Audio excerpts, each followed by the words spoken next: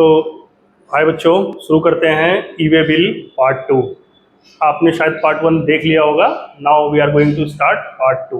थोड़ा सा रिवीजन कर लेते हैं। पार्ट 1 में हमने क्या क्या पढ़ा था। पार्ट 1 में तो देखिए, पहले हमने पढ़ा था ई वे बिल का मीनिंग। तो मीनिंग में मैंने आपको बताया था कि ये एक इलेक्ट्रॉनिक डॉक्यूमेंट होता है जिसको जीएसटी कॉमन पोर्टल पे जनरेट किया जाता है ई वे बिल 01 में। उसके बाद आपको यूनिक ई वे बिल नंबर मिलता है जिसकी वैलिडिटी 15 दिन के लिए होती है पार्ट बी अपडेट करने के लिए। ठीक है, ये एविडेंस होता है, evidencing of movement of goods, यानी कि जो गुड्स मूव हो रहा है उसके लिए ये एविडेंस होता है। अच्छा, इसका बेनिफिट क्या होता है?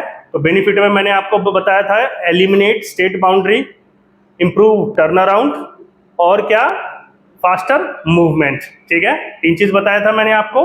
तो देखो, जब हम ई वे बिल जनरेट कर लेंगे ना, तो जनरली जब हम एक स्टेट से दूसरे स्टेट या बहुत दूर का जब हम ट्रेवलिंग कर रहे हैं तो चेकिंग हमारी एक बार हो गई, मुश्किल से मुश्किल एक बार से ज्यादा नहीं होगी जनरली। ठीक है, एक बार से ज्यादा उसी केस में हो सकती है जब कोई इंटेलिजेंस इंफॉर्मेशन हो कि मेरे में कुछ हानिकारक या इनलीगल प्रोडक्ट लेके जा रहा हूं, तो उसी सिचुएशन में एक से अधिक बार चेकिंग हो सकती है। अदरवाइज एक बार चेकिंग हो गई और आप दंदनाते हुए पहुंच जाओगे। तो एलिमिनेशन स्टेट बाउंड्री, पहले क्या होता था, ई वे बिल से पहले हर जगह लगभग हर एक स्टेट में आपकी चेकिंग होती थी जिससे टाइम बहुत कंज्यूम होता था। तो अब टाइम ज्यादा अगर कंज्यूम नहीं होगा, आदमी जल्दी पहुंच जाएगा, जल्दी चला जाएगा, यानी इंप्रूव टर्न अराउंड, गया और तुरंत चलाया। ठीक है, ज्यादा परेशानी चेकिंग में नहीं होगी और फास्ट मूवमेंट भी हो गया। इससे क्या होता है कि जहां आप एक बार जा सकते हो वहां आप 2 बार भी जा सकते हो और मूवमेंट भी, गुड्स जल्दी से जल्दी पहुंच जाता है। ठीक है, ये इसका बेनिफिट होता है। ठीक है, Who generates e-way bill? Generally, a registered person generates e-way bill causing movement of goods, movement due to supply, due to other than supply, and inward supply from unregistered person. ठीक है, if consignment value is greater than 50,000, it is mandatory to generate e-way bill. If consignment value is less than 50,000 or 50,000, it is optional to generate e-way bill. But जब आप travelling में जा रहे हो ना, एक स्टेट से दूसरे स्टेट या कहीं भी जा रहे हो, ई वे बिल जनरेट कर ही लो मूवमेंट से पहले, ज्यादा बेनिफिट रहेगा। ठीक है, अब क्या है कि अगर कंसाइनर और कंसाइनी अगर नहीं जनरेट करता है ई वे बिल, तो it is responsibility of transporter to generate e way bill if consignment value is greater than 50,000। ठीक है बच्चों, और दूसरी बात, इसमें पार्ट ए होता है, पार्ट बी होता है। Part A furnished by supplier generally, और part B furnished by transporter. Part B can be updated multiple times. Part A multiple times update नहीं हो सकता है, only part B can be updated multiple times. ठीक है, cancellation में आपने पढ़ा था, कब कैंसिलेशन कर सकते हैं ई वे बिल को? जब एक्सेप्टेंस हमने ना दिया हो या रिजेक्ट कर दिया हो विद इन 72 आवर्स और before delivery, whichever is earlier. यहां तक हमने पढ़ा था। आज हम आगे पढ़ने जा रहे हैं कुछ इंपॉर्टेंट टॉपिक्स इसी ई वे बिल पे। ठीक है, देखिए, ई वे बिल में एक आता है bill to ship to model. ये क्या होता है, जरा ध्यान से समझिएगा। एक एग्जांपल लिया है मैंने, जैसे मिसेस मोनिका है, उन्होंने किसी भी गुड्स के लिए, चलिए मैं पहले एक एग्जांपल आपको दे देता हूं। ठीक है, आप दवाई वाले के पास जाते हो, दवाई वाले को कहते हो कि मेरी ये दवा ला दो, दवाई वाले के पास वो दवा है नहीं, वो पीछे से दवा का ऑर्डर करता है, आपके लिए लेके आता है और आपको दे देता है। समझ में आया ये? अब अगर दवाई वाला जहां से वो दवा लेके आता है उसको अगर कह दे कि सीधा आप ही के घर डिलीवरी कर दे, समझ में आया? कुछ ऐसा ही केस यहां भी है कि मिसेज मोनिका ने गुड्स इनसे मांगा, किससे मांगा? मिस्टर मुकुल से। मिस्टर मुकुल ने उसे गुड्स का ऑर्डर किसको दे दिया? मिस्टर मून को। अब मिस्टर मून ने क्या किया कि बिल तो मिस्टर मुकुल के नाम से जनरेट कर दिया, और मिस्टर मुकुल ने क्या कहा कि भैया मिस्टर मून, आप ना शिपमेंट मिसेस मोनिका के यहां कर दो। ठीक है, तो मिस्टर मून ने क्या किया कि मिसेस मोनिका को सामान भेज दिया। इसे कहते हैं बिल टू और शिप टू मॉडल, यानी बिल किसके नाम पे जनरेट हुआ? मुकुल के नाम पे, और शिपिंग कहां हो गई? मून ने कहां कर दिया? मिसेस मोनिका को।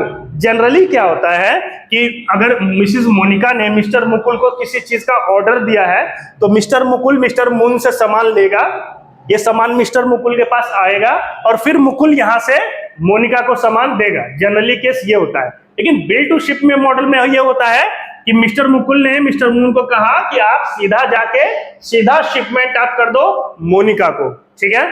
यानी कि मून ने मुकुल को बिल जनरेट कर दिया और सामान किसके पास पहुंचा दिया, मोनिका के पास पहुंचा दिया। इसे bill to ship to model कहते हैं। देखिए इसमें दो सप्लाई इन्वॉल्व है, एक सप्लाई यहाँ एक सप्लाई यहाँ, जनरली अगर होता तो यहाँ हो गया, फिर भी दो सप्लाई इन्वॉल्व है। अच्छा, इसमें ई वे बिल जनरेट कितने होंगे? देखो ई वे बिल जनरेट तभी होते हैं जब मूवमेंट होता है गुड्स का, जब गुड्स का मूवमेंट होता है तभी ई वे बिल जनरेट होता है। आपको पता होगा, मैंने बताया है कि ई वे बिल क्या है, evidencing of movement of goods. तो यहाँ एक ही बार मूवमेंट हो रहा है गुड्स का, इसीलिए एक ही बार ई वे बिल जनरेट होगा। Who can generate e way bill? Either mister moon और मिस्टर मुकुल, कोई भी जनरेट कर सकता है ई वे बिल। समझ में आया? लेकिन अगर गुड्स मिस्टर मून से मुकुल अगर गुड्स लाया होता और मुकुल ने मोनिका को गुड्स भेजा होता, इस केस में मूवमेंट दो बार हुआ, एक मूवमेंट यहां हुआ एक मूवमेंट यहां हुआ, उस केस में दो बार ई वे बिल जनरेट करने की जरूरत आपको पड़ती, लेकिन इस केस में एक ही बार ई वे बिल जनरेट करना आपको पड़ेगा। ठीक है, गॉट इट बच्चे? ये हो गया आपका bill to ship to model, मैंने लिख दिया है। नंबर ऑफ सप्लाई इन्वॉल्व, दो सप्लाई इन्वॉल्व हुआ, and number of e way generation, एक ही bill e way bill generate हुआ। Who will generate? इधर मून और मुकुल, सॉरी मैंने ए और बी लिख दिया है, M and M, Moon and Mukul, कोई भी जनरेट कर सकता है। ठीक है, आगे बढ़ते हैं नेक्स्ट टॉपिक की तरफ।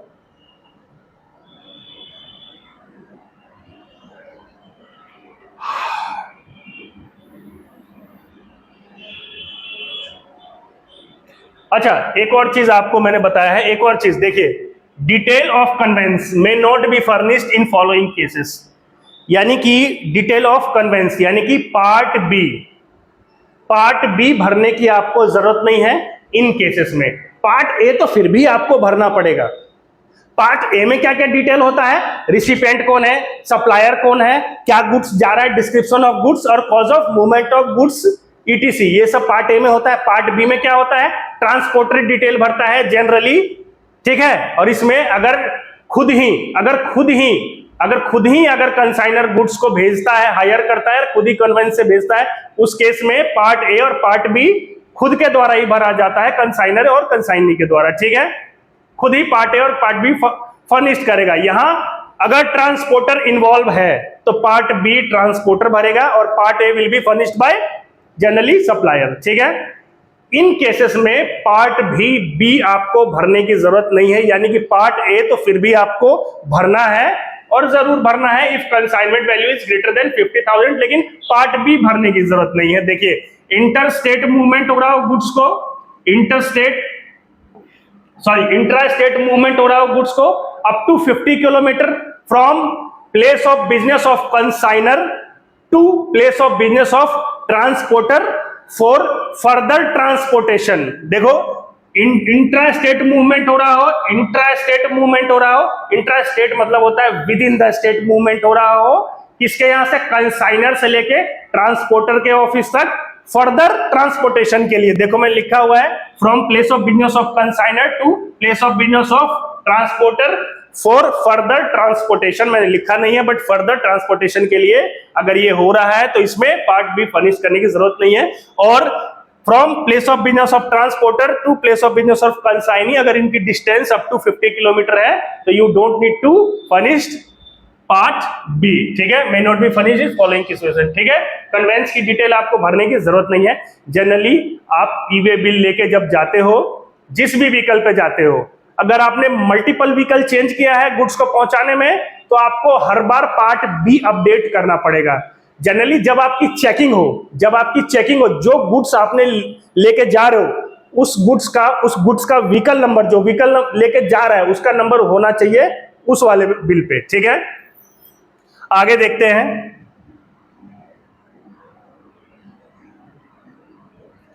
चलिए, validity of E way bill, ये बहुत ध्यान से समझिएगा, बहुत इंपॉर्टेंट टॉपिक है, एक बार समझ लीजिएगा, ये आपको समझ में आ जाएगा। देखिए ओवर डायमेंशनल कार्गो मतलब होता है बड़ा, ओवर मतलब बड़ा, मालवाहक जहाज, सॉरी,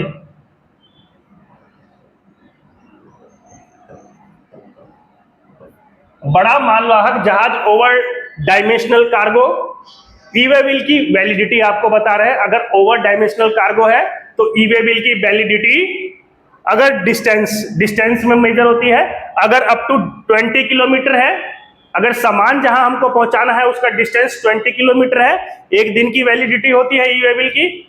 अगर 20 से 40 किलोमीटर तक है, एडिशनल एक दिन मिल जाता है, और 40 से 60 किलोमीटर है तो एडिशनल एक और दिन मिल जाता है। यानी कि मैं कह सकता हूं कि अगर ओवर डायमेंशनल कार्गो है, मान लीजिए कि मुझे गुड्स को मुझे डिलीवरी करनी है जिसका डिस्टेंस 35 किलोमीटर है, तो मुझे कितना दिन मिलेगा ई वे बिल में? ई वे बिल कितने दिन के लिए वैलिडिटी होगी? तो ये देखो 20 किलोमीटर तक के लिए एक दिन मिलेगा, और 21 से 40 किलोमीटर के लिए एडिशनल एक और दिन मिलेगा। यानी कि 2 दिन 35 किलोमीटर किस में आया? 40 वाले में आया, 21 से 40, यानी कि ई वे बिल की वैलिडिटी 2 दिन हो गई। आइए जरा 2 दिन कहां से काउंट करेंगे? जनरली हम जिस दिन बिल को जनरेट करेंगे, मैं मान के चलता हूं कि अगर 35 किलोमीटर मुझे डिस्टेंस कवर करना है, और आज कौन सा तारीख है? 1 मिनट जरा, आज हो गया आपको 17 तारीख हो गया आपको, ठीक है। आज सुबह 4 बजे ई वे बिल जनरेट हुआ है, और 35 किलोमीटर तक सामान को पहुंचाना है, डिस्टेंस अप टू 35 किलोमीटर। तो ई वे बिल की वैलिडिटी कितने दिन हुई? तो 2 दिन की वैलिडिटी हुई, क्योंकि 20 किलोमीटर तक एक दिन हुआ, और 21 से 40 एडिशनल एक दिन हुआ, तो 35 इसी में आया, यानी 2 दिन वैलिडिटी हुई। ये वैलिडिटी पहला दिन कब से काउंट करेंगे? जैसे आज है 17 तारीख, तो हम उसको काउंट करेंगे जिस दिन ई वे बिल जनरेट हुआ, उस दिन रात को 12 बजे तक वो दिन फ्री रहता है। जैसे मैंने आज सुबह अगर 4 बजे ई वे बिल जनरेट किया, तो 4 बजे से लेके 12 बजे मिडनाइट तक ये दिन हमारा फ्री रहेगा। 17 तारीख हमारा फ्री हो गया, 18 तारीख हमारा एक दिन जुड़ाएगा 12 बजे तक, और 19 तारीख हमारा दूसरा दिन जुड़ाएगा रात को मिडनाइट तक। ये समझ में आया?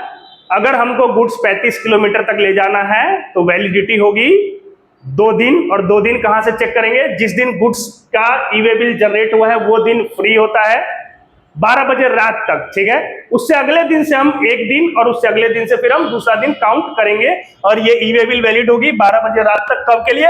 19 के 12 बजे रात तक ई वे बिल वैलिड होगा। ये समझ में आया?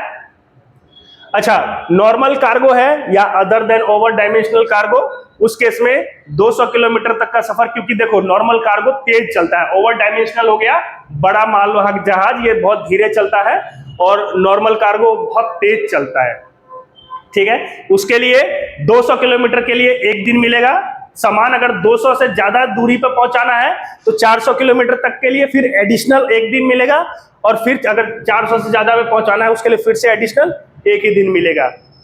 और जिस दिन हम बिल जनरेट करेंगे उस दिन रात को 12 बजे तक वो दिन फ्री होगा, उससे अगले दिन से हम एक, और उससे अगले दिन से फिर एक दिन हम काउंट करेंगे, ठीक है। समझ में आया ये? अच्छा, ये मल्टी मॉडल शिपमेंट क्या होता है? ये जो दोनों जगह लिखा हुआ है, मल्टी मॉडल शिपमेंट जनरली होता है कि हम ट्रक से लेके गए, फिर हमने शिप में डाला, और फिर कहीं और लेके गए हम ट्रक से।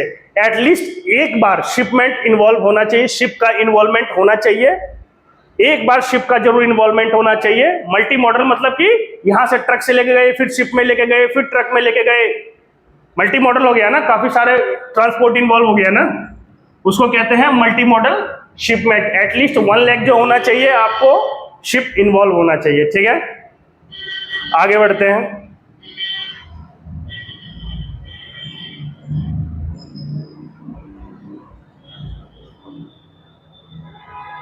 समझ में आया? आगे बढ़ते हैं।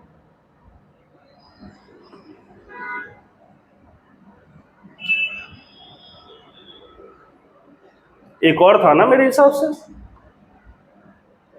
अच्छा चलिए,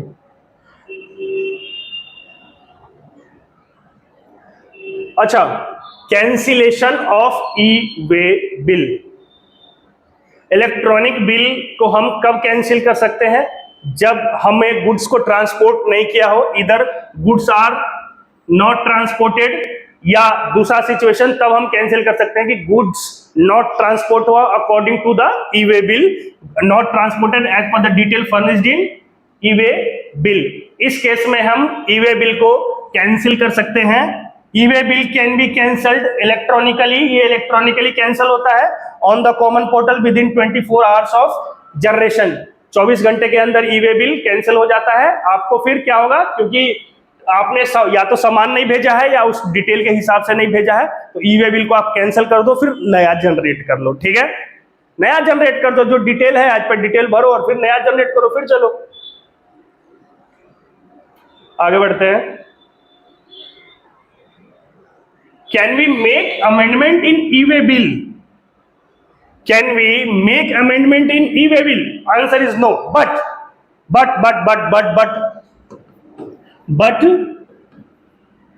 you can update part B multiple times। ठीक है, can you make amendment in e way bill? नहीं, but you can update part B multiple times. अगर कोई ई वे बिल में मिस्टेक हो गया, रॉन्ग एंट्री हो गया या इनकरेक्ट एंट्री हो गया, यही है, तो क्या तुम अमेंडमेंट कर सकते हो? नहीं, जब जनरेट हुआ है उससे 24 आवर्स में आप कैंसिल करो, नया जनरेट कर लो, कोई अमेंडमेंट नहीं होगा ई वे बिल में। ठीक है, आगे बढ़ते हैं। ये आज का लास्ट टॉपिक है। देखो, ये केसेस है कि e way bill is not required to be generated in following cases. आपको ई वे बिल जनरेट करने की जरूरत नहीं है इन केसेस में। अगर आपका कंसाइनमेंट वैल्यू 50 लाख भी हो, तब भी आपको ई वे बिल जनरेट करने की जरूरत नहीं है इन केसेस में। कौन कौन से केस है कि where goods are transported are given below. कौन कौन सा? ज्वेलरी को अगर आप कैरी कर रहे हो, करेंसी कैरी कर रहे हो, केरोसिन तेल कैरी कर रहे हो फॉर पब्लिक डिस्ट्रीब्यूशन सिस्टम, आपको ई वे बिल जनरेट करना जरूरी नहीं है। Goods transported by non motorised conveyance, जैसे बुल कार्ट हो गया, हॉर्स कार्ट हो गया। नॉन मोटराइज मतलब बुल कार्ट, बिना मोटर के गाड़ी, बुल कार्ट, हॉर्स कार्ट। अब जब इससे आप ट्रांसपोर्ट कर रहे हो, you don't require to carry e way bill, जरूरत ही नहीं है ई वे बिल की। ठीक है, पेट्रोल है, डीजल है, पेट्रोलियम क्रूड है, नेचुरल गैस है, एविएशन टरबाइन फ्यूल है। एविएशन टरबाइन फ्यूल प्लेन में यूज होता है। और alcoholic liquor for human consumption, अगर आप इसको कैरी कर रहे हो, अगर कंसाइनमेंट वैल्यू 50 लाख से ज्यादा भी हो गया, अगर आपकी मूवमेंट इन गुड्स की है, अगर आपकी कंसाइनमेंट की वैल्यू 50 लाख से ज्यादा भी हो गया, तो आपको जरूरी नहीं है ई वे बिल करना, कैरी करना। पता क्यों ये सब क्यों है? क्योंकि इनके चोरी होने के चांसेस बहुत ज्यादा होता है। हो सकता है कि जो आपका चेकर हो वही आगे 100 किलोमीटर बाद आपकी गाड़ी लुटवा दे, आपकी सारी डिटेल तो उसने देख लिया ना। ठीक है ना, तो जनरली इन केसेस में आपको ई वे बिल जनरेट नहीं करना पड़ता है। अब दारू का देखो, जिसको पता चल गया दारू को तो लूट लेगा। ठीक है, तो यही था ई वे बिल के क्लासेस, ओवरऑल रिविजनरी क्लासेस। ठीक है, थैंक यू, जय हिंद। अगर आपको कोई क्वेश्चन पूछना हो आप मैसेज में पूछ सकते हैं और चैनल सब्सक्राइब कीजिए। थैंक यू, जय हिंद।